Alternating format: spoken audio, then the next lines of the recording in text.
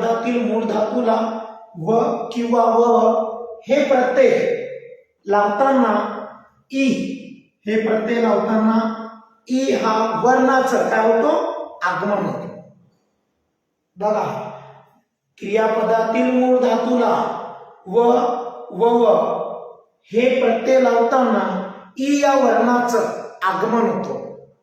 E हा वर्ण काय होतो, आगम होतो किंवा आगमन होतो. लक्षात ठेवा, ई या वर्णाचं काय होतो, आगम होतो. यालाच इडागम क्रियापद असे म्हणतात. तर बघा विद्यार्थी मित्रांनो, आपण उदाहरण घेऊन हे समजून बघू. उदाहरण घेऊन समजून बघू. बघा, लक्ष द्या मग. बघा कसं आहे. एक पहिलं उदाहरण देतो. आई, बघा, आई बाळाला